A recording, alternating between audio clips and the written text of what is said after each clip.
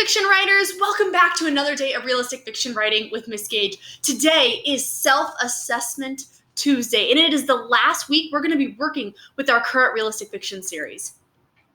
Friends, I cannot wait to see your finished writing at the end of this week. Today we are going to self-assess our series books. We've done this once before, so this time we're going to see so much more progress. Remember, friends, it's normal to feel frustrated when you self-assess your writing. Sometimes we are so proud of our hard work that we don't want to change it. But the strongest writers have to work really hard and look closely to find ways that they can improve their writing. The last time we self-assessed, we used the rubric you see on your screen right here. This rubric is fantastic, and your task was to read each stance and then color the face that reflected how you felt about your writing so far. But you know what, friends?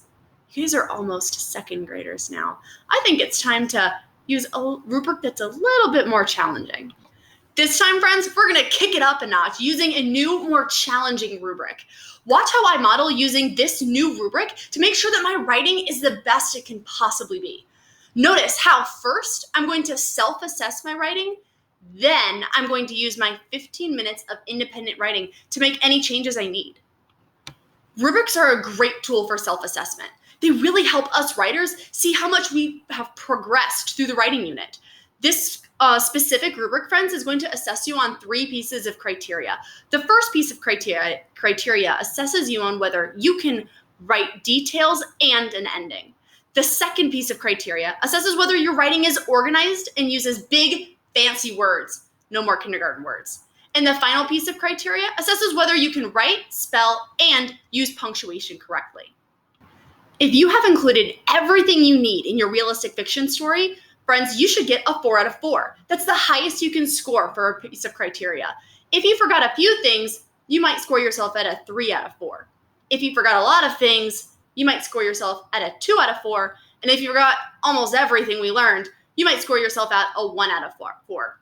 Watch how I read all of the different sentences per each piece of criteria and assess whether or not I should get a 4 out of 4, a 3 out of 4, a 2 out of 4, or a 1 out of 4. Let's get started.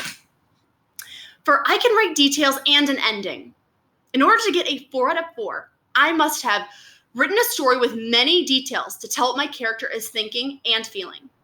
Did I do that? Yes, I did. Next. My details must be very organized. Well, as I look through my story, I think my details were very organized. Next, I have a clear ending or closure. Well, yeah, I think it's very clear where my ending is. Chapter 3, and I even used some really great language to try to indicate that this is the end of my story. Perfect. Friends, for the first piece of criteria, I would assess myself at a 4 out of 4.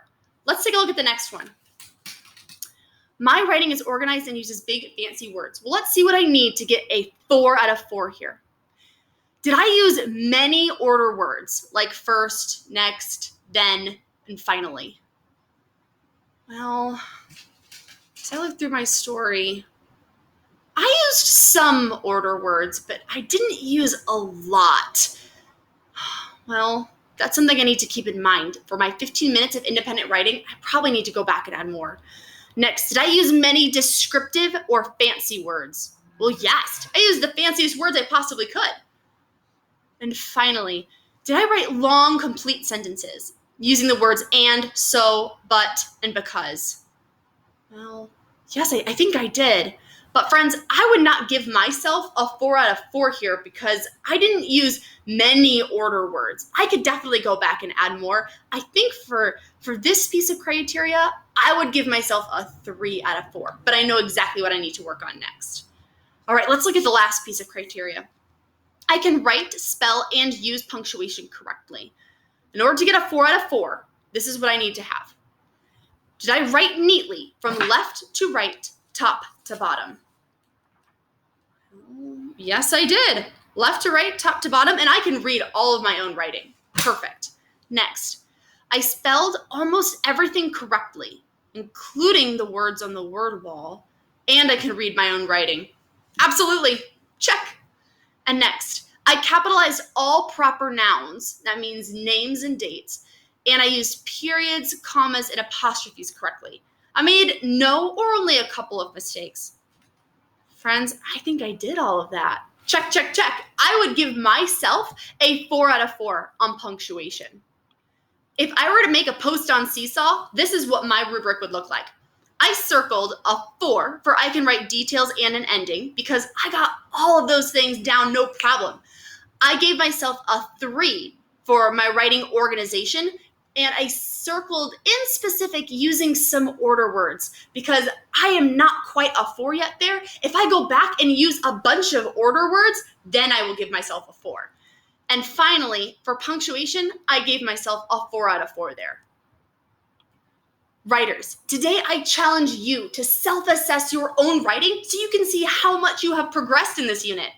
First, make sure you add a response on Seesaw. Then, self-assess your work.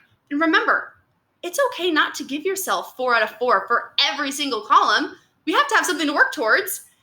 And finally, make sure that during your 15 minutes of independent writing, you really use that time to make improvements on your writing because you're going to turn it in on Thursday, and I cannot wait to see it. Good luck today, writers. You're going to do great.